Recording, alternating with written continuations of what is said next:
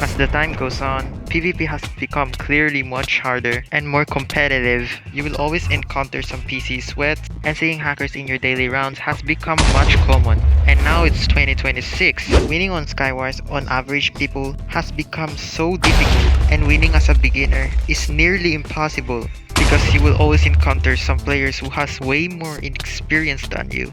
But you're not too late because there are still ways to adapt to the new era of PvP. That doesn't just apply in mobile but also in PC as well. But before that, please consider subscribing and liking the video because I'm about to hit 5k soon. So let's just begin. The first thing I will do in 2026 is to find your main favorite YouTuber. You can choose one on YouTube. You can analyze their gameplay and imitate the way they play. For me, PvP is just like an art, and having a reference is very important to improve. You can always check my gameplays and you can try the settings that other YouTubers use. That's pretty much the first thing I will do. And then after that, before playing any PvP games, I would set up my settings. Now that you find your favorite YouTuber, I'll be using their settings as a guide to make my own settings. Let's give you an example. As you can see, my sensitivity is 58. If you use me as reference, you would use 58. If it feels too fast, you can always do a modification on my settings. This also applies to every single settings that you can adjust, even the control layout as well. In summary, you can use your favorite YouTuber's settings and make it as your own settings by making a small modifications. You also have to understand why their setting is set that way, like why his field of view is to the max and why his sensitivity is high. So for people who just copies their YouTuber settings without making small modifications, I suggest you to have your own original settings. But that doesn't mean that the setting you're using should be always comfortable for you, because the settings that you're using might be limiting you on PvP. Most old controls excuses why they use old controls is because they are good at it or they're used to it.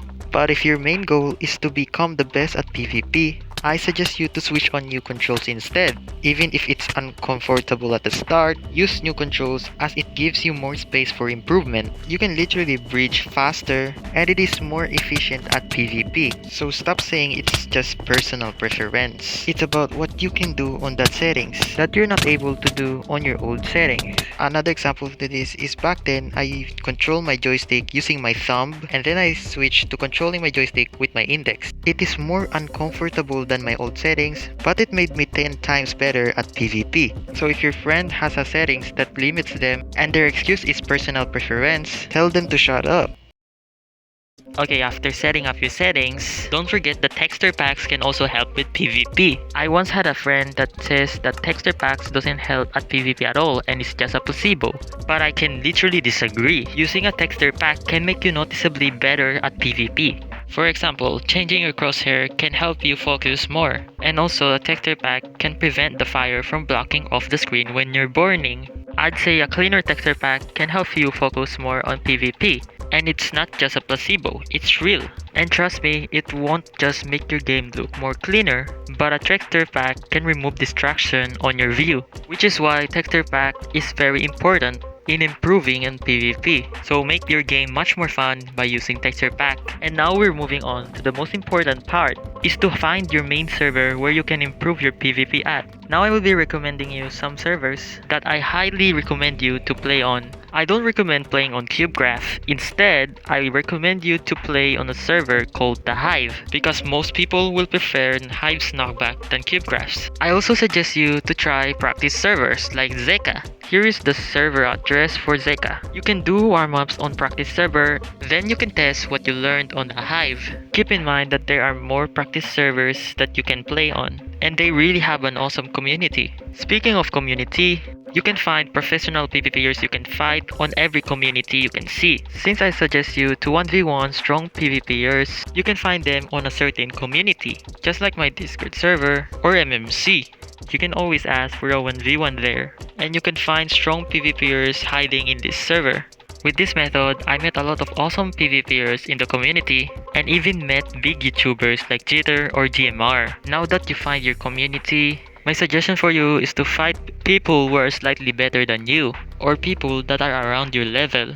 If you always fight people who are worse than you will develop a bad habit that makes you worse at PvP, or make you stuck at your level, or can slow down your improvement. Now let's talk about your clicking method. For normal clickers, I suggest you to switch to a clicking method that can get you at least 10 to 13 CPS. A lot of people saying that CPS doesn't matter at PvP, but they're wrong. Remember, most top PvPers rely on their CPS as well, because high CPS can make you better at clutching and improve your hit registry. So for normal clickers, I suggest them to change their clicking method if you don't want to be a punching bag to PC players. Now, where do CPS don't matter?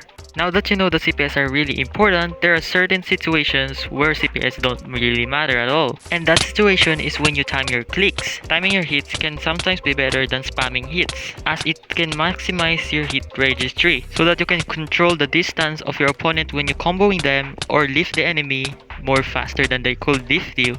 Moving on to another tip, it will all be about tier testing. This is somehow related to the community, because most community has a tier test system, and getting tier tested is the best thing I could ever experience in PvP journey, because not only you get to play with strong PvPers, you will also get to know how really good you are, and they will provide some tips for you. You will get to know what mistakes you're doing or what you can improve, and getting a high tier can motivate you at PvP. So you can ask your friend if they know a server where you can tier test on. I also do tier tests on my Discord server at my free time, and you can also get in my handcam. Speaking of handcam, I made a YouTube channel where I upload my handcams. I play Bed Wars or Skywars or even any other game modes as well that I suggest you to watch and analyze. And please stop saying that my hands are yellow, it's just the lights. Now let's move on. Let's talk about the way your position is when you play Minecraft PvP. Every time I play on PvP,